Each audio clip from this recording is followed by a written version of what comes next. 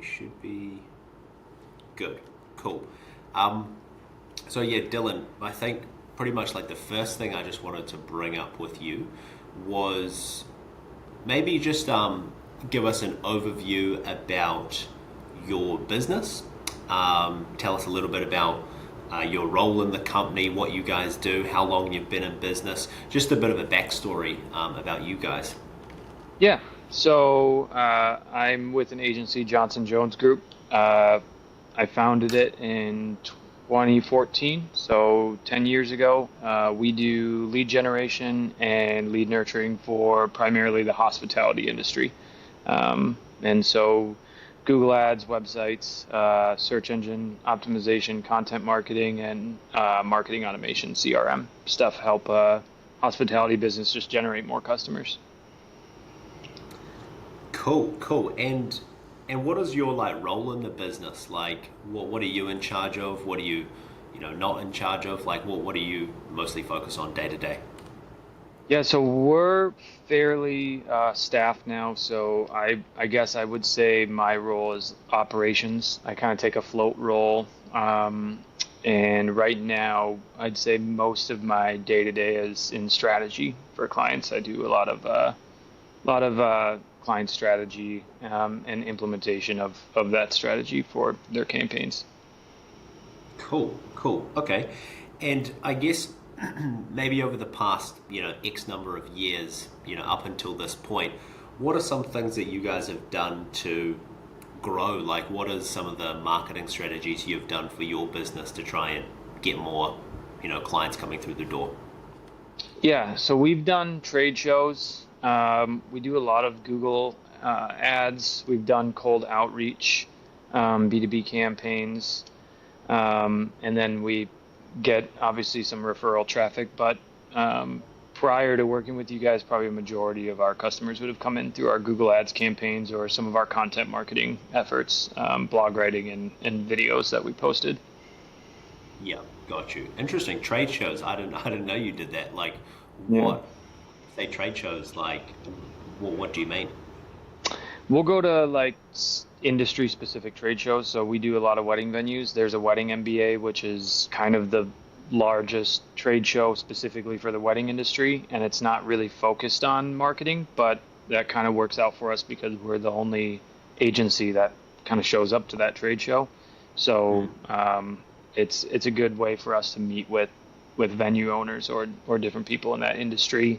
Um, and so if we any trade shows we do would be kind of those industry specific where it's not necessarily for marketing, it's for a specific industry that we work in, and we'd have just a booth for marketing in it.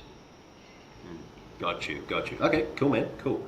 And I guess like up until like we've been working together for not a very long time, but a couple of weeks now. Like, how's everything been going since we launched? Like, what's your interpretation been thus far? It's busy. It's very busy. We've got a lot of meetings on our books that we've had, so we're a small team, trying to keep up.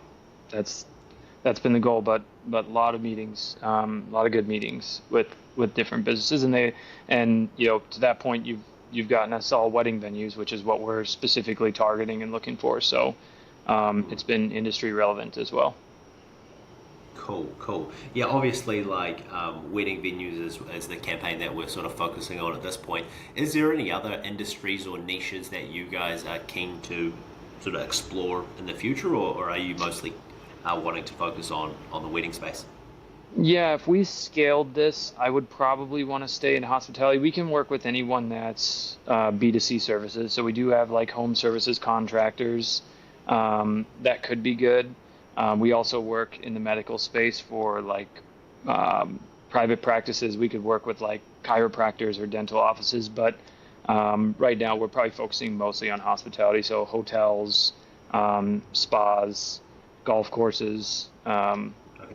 Event venues, what we're doing right now, restaurants, anything kind of in that hospitality space is kind of our niche right now. Cool, cool. Now that makes sense. I mean, we have experience. Like, I think golf courses would be another really interesting niche as well. I think there's an opportunity there, 100%.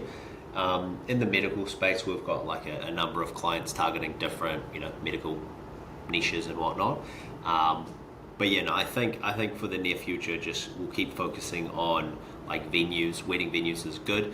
If you wanted to expand the scope of types of venues you work with to more like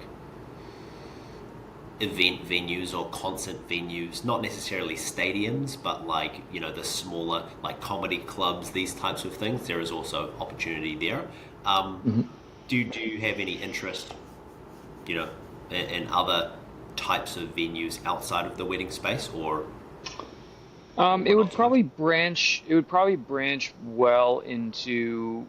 Um, it'd probably branch better into like different businesses that have venue spaces. So like a hotel might have a conference center that does really well for private events, but we can kind of naturally upsell into running like Google Hotel campaigns or helping like book rooms, right? Or if there's like a restaurant that has a venue space that naturally kind of ties into um, helping them with like food sales or like promoting some of their events that they're putting on Mm, in their venue. So I think that that's a good vertical where we could maybe go next is a lot of these venues also do something else besides just their venue. Same with golf courses, like they have their banquet halls, but one of our golf courses we signed now wants to get into booking more tee times for their actual course. So that's just kind of a nice vertical because there's a good upsell there.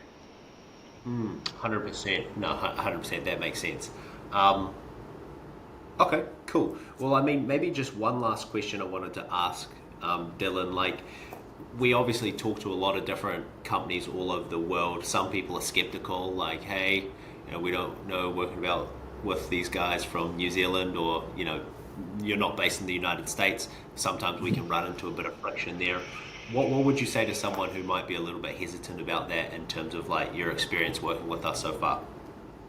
I'd say you probably had a bad experience with, you know, an SEO company in India or something.